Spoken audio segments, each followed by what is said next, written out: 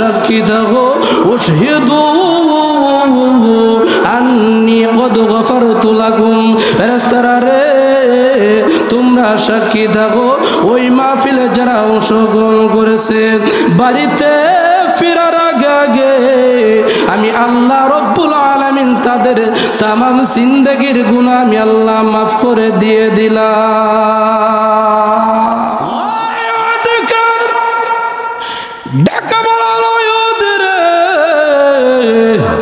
তুমি যে কালমা পড়ে ইসলাম ধর্ম গ্রহণ করে নিলা তুমি এই আয়াতের মধ্যে কি অর্থ পাইলা কি মর্ম পাইলা? ইহুদি ডেকে ডেকে বলে অবস্থিত জনতা রে আমার নিকট যে আয়াতে কারিমা তেলাওয়াত করা হয়েছে এই আয়াতে তো দাবি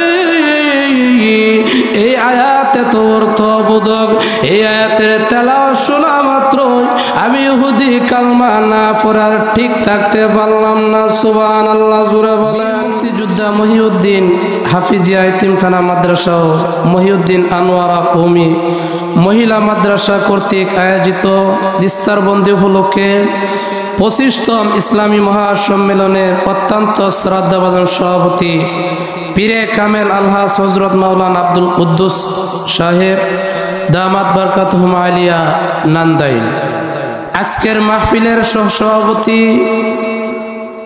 প্রধান অতিথি বিশেষ অতিথি দিগারে হযরত উলামায়ে কেরাম সুধী মণ্ডলী পর্দার আড়ালে ওয়াজ শ্রবণরত অত্যন্ত শ্রদ্ধেয় মা ও বোনেরা সর্বপ্রথম মহান আল্লাহ তাআলা দরবারে অগণিত শুকর আদায় করছি যেই মহান আল্লাহ সুবহানাহু ওয়া তাআলা আমাদের সকলকে অত্যন্ত মহব্বত করে ভালোবেসে এমন একটি দিনী মাহফিল অর্থাৎ জান্নাতের বাগানে আসার বসার তৌফিক দান করেছেন।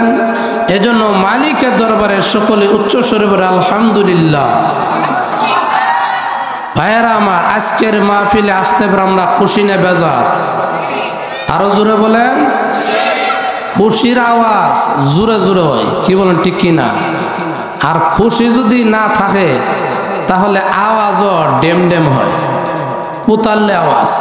আমগো নরসিংদীর দিক কয় পুতাল্লে, আমনে করে দিক কি কয় ড্যাম। হ্যাঁ ড্যাম বুঝেন তো, মানে দুর্বল আওয়াজ। খাস বাংলা হয়েছে দুর্বল আওয়াজ, এটাও বুঝছেন না? বুঝতেছেন তো নাকি? তো হা না কিছু হয়। হ্যাঁ বলে আমি নরসিংদীতে আইছি, হ্যাঁ নেত্রগুনা মানুষ আমার কথা বুঝলো না না বুঝলো এটা আমি কেমনে কইতাম? বুঝেন না না বুঝেন হা না কিছু কয়েন, নাহলে আমি কি কবরের এনে ওয়াজ করতেছি গুরুস্থানে নাকি জিন্দা খান এটা বুঝবো কেমনে? কি বলেন? তাহলে আমরা সবাই খুশি, খুশি না আপনারা? আওয়াজ দিয়ে বলেন খুশি না?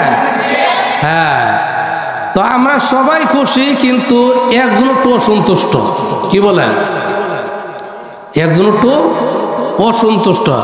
হ্যার কাছে ভাল লাগতেছে না, হ্যার কাছে জুত লাগতেছে না। খাস বাংলা ভাষা জিরে জুত লাগতেছে না। কেমন?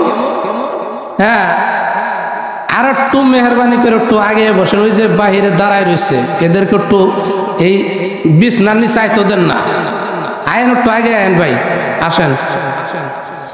তাহলে যার কাছে ভালো লাগতেছে না, বেজার অসন্তুষ্ট, এটার চিনেন তো আপনারা? এটার মিস্টার ইবলিশ। এ আমাদের শত্রু না বন্ধু? শত্রু, এবং কি চির শত্রু। হ্যাঁ জাতীয় দুশ্মন যেটারে বলে, যেটারে কি কয় জাতীয় দুশ্মন। এ আমাদের ভালো আগেও চাইছে না, এখনো চায় না, ভবিষ্যতও সে চায় না। কি বল ঠিক কিনা?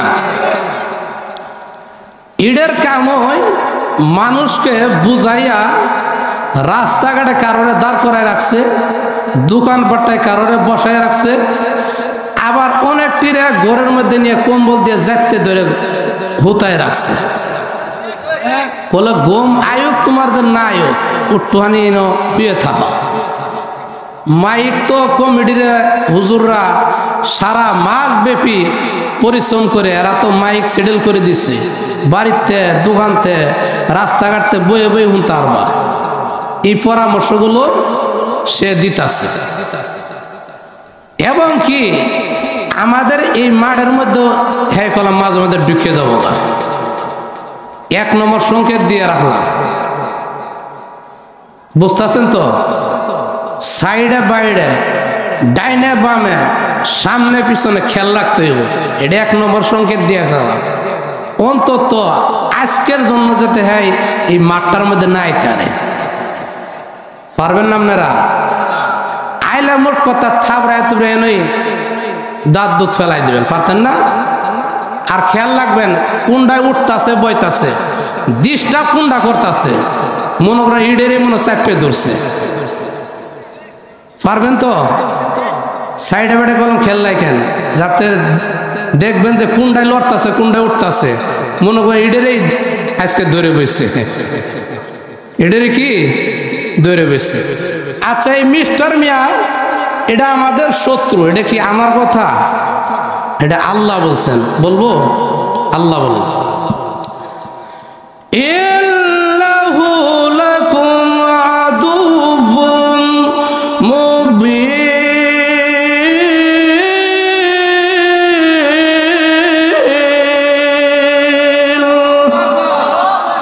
শয়তান তোমাদের প্রকাশ্য শত্রু। পৃথিবীর মানুষের সে চাইলা কোনো মানুষ এই মাহফিলে সে বসে যাক, কারণ এমন মাহফিলে আসলে বসলে মান আল্লাহ রব্বুল আলামিন তার গুনাহগুলো আল্লাহ মাফ করে দিয়ে দেয়। সুবহানাল্লাহ। আল্লাহ নবী বিশ্ব নবী রাহমাতুল লিল আলামিন বলেন, বুখারী মুসলিমের হাদিসের মধ্যে আসছে, হাফাতুহুমুল মালাইকা, ঈসা মিয়ানের চতুর্দিকে 1-2 জন মহান আল্লাহ রব্বুল আলামিনের 70,000 নূরের ফেরেশতারা তাদের নূরের পাখার দ্বারা বেষ্টন করে রেখে দেয়। সুবহানাল্লাহ, জোরে বলেন।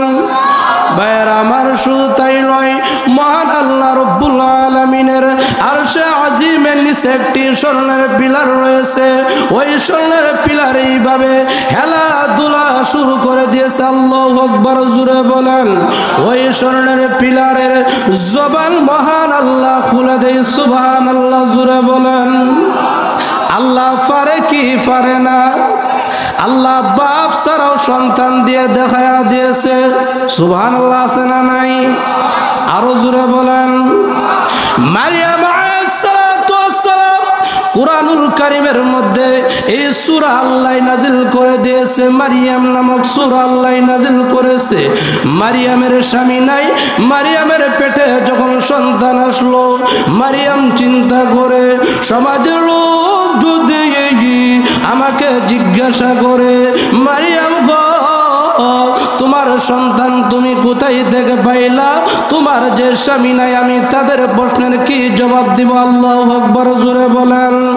মারিয়াম চিন্তা করে আর মনে মনে ভাবতে থাকে, সমাজের লোক যদি আমাকে জিজ্ঞাসা করে, লাকাদ জিতি শাইআন ফারিয়া, তুমি এত উঁচু বংশের লোক, আবার তোমার বাবা ছিল এক সময় কাবা ঘরের ইমাম। আল্লাহু আকবার, জোরে বলেন। মারিয়াম গো এমন কাজটা তুমি কিভাবে করতে পারলা? আল্লাহ ওই পাঠালেন, মারিয়াম গো চিন্তার কোনো কারণ নাই, আমি আল্লাহ রব্বুল আলামিন সারা পৃথিবীর জন্য তোমার মতো মারিয়ামকে আমি আল্লাহ দৃষ্টান্ত স্বরূপ নাজিল করেছি। আল্লাহ পারে কি পারে না? ভাইয়েরা আমার, মারিয়াম আলাইহিস সালাতু ওয়াস সালামের সন্তান যখন ভূমিষ্ঠ হওয়ার সময় ঘনিয়ে আসলো, আল্লাহ ওই পাঠালেন, মারিয়াম গো ওই যে খেজুর খেজুরের গাছটি দেখা যায়, ওই খেজুরের গাছের নিচে তোমার সন্তান তুমি বসলো প্রসব করবা। আর খেজুরের গাছকে তুমি লক্ষ্য করে বলবা, খেজুরের গাছ রে, আমি মারিয়ামের জন্য আল্লাহ খেজুর দেওয়ার জন্য বলেছে। মারিয়াম আলাইহিস সালাতু ওয়াস সালাম বলেন, আমি তাকায়া দেখি ওই যে খেজুরের গাছ আমাকে খেজুর দিব তো দূরের কথা, ভালো করে তাকায়া দেখি খেজুরের গাছের কোনো পাত্তাও নাই। সুবহানাল্লাহ কইতেন না? আল্লাহ পারে কি পারে না?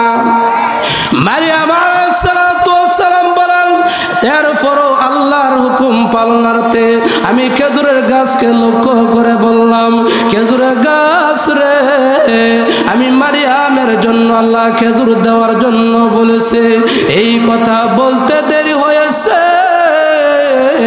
কিন্তু পাকনা পাকনা খেজুর আমি মারিয়ামের মুখে পতিত হইতে একটা সেকেন্ডটাও দেরি করে নাই। আল্লাহ পারে কি পারে না? ভাইয়ের আমার বলতেছিলাম, ওই স্বর্ণের পিলার এইভাবে যখন খেলাধুলা শুরু করে দেয়, আল্লাহ স্বর্ণের পিলারের জবান খুলে দেয়। স্বর্ণের পিলার ডেকে ডেকে বলে, প্রভু গো, ওই যে বীর মুক্তিযোদ্ধা মহিউদ্দিন হাফিজিয়া মাদ্রাসা কর্তৃক আয়োজিত মাহফিলে আল্লাহ তোমার কিছু সংখ্যক বান্দা বান্দিরা আরামের ঘুমকে হারাম করে দোকান বাট্টায় বসে না থেকে, রাস্তাঘাটে দাঁড়াইয়া না থেকে, মাইকের আওয়াজ শোনা মাত্রই বাবু গো তোমার আলোচনা শোনার জন্য, তোমার নবীর আলোচনা শোনার জন্য ওই মাহফিল অংশগ্রহণ করেছে। যতক্ষণ পর্যন্ত তাদের গুনাহ না মাফ করবেন, ততক্ষণ পর্যন্ত আমরা স্বর্ণের পিলার আর খেলাধুলা বন্ধ করব না। আল্লাহু আকবার, জোরে বলেন। ভাইরা আমার লক্ষ্য রাখুন, আল্লাহ রাব্বুল আলামিন ডাক দিয়ে বলে, ফেরেশতারা রে, তোমরা সাক্ষী থাকো, উশহিদু আন্নী কদ গফারতু লাকুম। ফেরেশতারা রে, তোমরা সাক্ষী থাকো, ওই মাহফিলে যারা অংশগ্রহণ করেছে বাড়িতে ফেরার আগে আমি আল্লাহ রব্বুল আলামিন তাদের তামাম জিন্দেগির গুনাহ আমি আল্লাহ মাফ করে দিয়ে দিলাম। এমন মাহফিলে আসলে বসলে লাভ আছে, কি বলেন ঠিক কিনা? লাভ আছে না? আল্লাহু আকবার। আজকে এটা একটা মাদ্রাসার প্রোগ্রাম, কি বলেন ঠিক কিনা? আরো জোরে বলেন। এই মাদ্রাসায় কোরআন তেলাওয়াত হয় কি হয় না? আল্লাহু আকবার। এই কোরআনের বাড়ি কই জানেন তো? বাড়ি কই? লৌহে মাহফুজ। সুবহানাল্লাহ বলতেন না? আরো জোরে বলেন। বাড়ি কই? লৌহে মাহফুজ। আল্লাহু আকবার। আমি যে আয়াতে কারিমা আপনাদের সম্মুখে তেলাওয়াত করেছি, আয়াতটা অত্যন্ত দামি একটি আয়াত। সুবহানাল্লাহ বলেন। কুরআনুল কারীমের 18 নম্বর পারা সূরাতুন নূরের 52 নম্বর আয়াত তেলাওয়াত করেছে। সুবহানাল্লাহ বলেন। আগামীকাল যদি কেউ জিজ্ঞাসা করে যে নরসিংদীর হুজুর আসছিল, কোন আলোচনাটা করছে, এতটুক মনে রাখতে পারবেন তো? 18 নম্বর পারা সূরাতুন নূরের 52 নম্বর আয়াত পারতেন না? যদি এটা মনে রাখতে পারেন, এই মনে রাখা উসিলা করে হয়ে যেতে পারে মহান আল্লাহ রাব্বুল আলামিন হাসরের কঠিন ময়দানে নাজাতের উসিলা করে দিতে পারে। সুবহানাল্লাহ।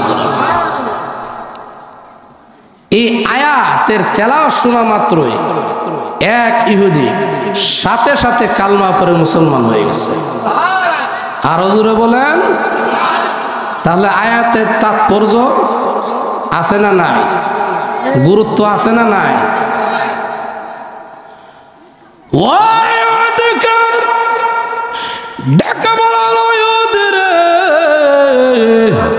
তুমি যে কালমা পড়ে ইসলাম ধর্ম গ্রহণ করে নিলা, তুমি এই আয়াতের মধ্যে কি অর্থ পাইলা, কি মর্ম পাইলা? ইহুদি ডেকে ডেকে বলে, অবস্থিত জনতা রে, আমার নিকট যে আয়াতে কারিমা তেলাওয়াত করা হয়েছে এই আয়াতে তো দাবি, এই আয়াতে তো অর্থবোধক, এই আয়াতের তেলাওয়াত শোনা মাত্র আমি ইহুদি কালমা না পড়ার ঠিক থাকতে পারলাম না। সুবহানাল্লাহ, জোরে বলেন। এই আয়াতের মধ্যে মহান আল্লাহ রব্বুল আলামিন কি বলেন? আল্লাহ রব্বুল আলামিন বলেন, পৃথিবীর মানুষেরা রে, চারটা শর্ত এই আয়াতের মধ্যে আছে। এই শর্তগুলো যদি মানতে পারো আমি আল্লাহ রব্বুল আলামিন দুনিয়াতে তোমাকে শান্তির ব্যবস্থা করে দিব, আখিরাত ও কবরের জগতে তোমাকে আমি আল্লাহ শান্তির ব্যবস্থা করে দিব। এবার আসুন, শান্তি চাই না এমন কোনো মাখলুকাত, এমন কোনো প্রাণী দুনিয়াতে আছে? হ্যাঁ, মানুষ তো আরো আগে শান্তি চায় বইতে, কি বলেন ঠিক কিনা? নোয়াখালী এক জায়গায় গেছি মাহফিল, আমি বলছি ভাই একটু ওয়াশরুমে যাইতাম, আমার দেয়াই দিছে। ওয়াশরুমে গিয়ে দেখি ভাইও বদনাও নাই। আমি এটার মধ্যে যাওয়ার আগে কই ভাই বদনা কই? হুজুর ওই যে আপনার পিছনে দেন কি পাইপ ফিট করা আছে। পাইপ বলে ফিট করে দিছে। হ্যাঁ, দেখছেন নি শান্তি কই নিয়ে গিয়ে দাঁড় করাইছে। অন্য দিক দিয়ে দেখবেন ছাগল রে, এটা কয়জনের টাইম নেই, এটা পানিতে নামানো যায় না। কি বলেন? ছাগলের পানির মধ্যে শান্তি নেই, পানির উপরে এর শান্তি। কি বলেন ঠিক কিনা? আবার অন্য এক প্রাণী এটারে দেখবেন কয়েকজনে মিললে এটারে পানিতে উড়ানো যায় না, টাইনে। মহিষ, কি বলেন? একবারে বিপরীত উল্টা, এটারে টাইনে পানিতে উড়ানো যায় না, কারণ পানির মধ্যে শান্তি, পানিতে উপরে গেলে আর কি অশান্তি লাগে। মানুষ তো আর আগে শান্তি চায় বই থাকে। কি বলেন আপনারা চান না? মহিলারা চায় না? হ্যাঁ, এমনি তো একটার পর একটা কইতে গেলে সকলে খালি শান্তি চায়। কি বলেন ঠিক কিনা?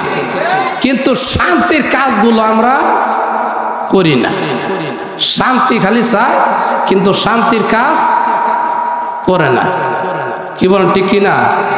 আছে না না এমন মানুষ? আমার তেলাওয়াত কি আয়াতের মধ্যে আল্লাহ বলেন, ওমাইতুল্লাহা ওয়া রাসূলা, আল্লাহ এবং আল্লাহ রসুলকে মানার মতো মানতে হইব। কি বলেন? আল্লাহকে মানি, অনেকে মুখে বলি মানি, কিন্তু নামাজ পড়ার কাছে ভিতরে নাই। আছে না নাই মুসলমান? আবার অনেকটি নামাজও পড়ে, হ্যাঁ, আবার সুদ ঘুষ একবার বাতের মতো খায় না। আপনার ঘরে দিক মনে নাই এমন মুসল্লি আছে? আছে না নাই এমন? আপনার ঘরে তুই না থাকে এটা বাদ দিলাম, অনেক জায়গাতে আছে না নাই? আবার কোরআনে এক আয়াত আমার একজনে আসার মতো একদিন জিজ্ঞাসা করছে, হুজুর এটার মর্মার্থিক বুঝলাম না। আমি কি বুঝলেন না? আপনি বুঝলেন না কি? কয়ে হুজুর একজনের নামাজও পড়ে, আবার সুদও খায়, ঘুষও খায়, আবার খারাপ কাজও করে, ঈদের অর্থ কি?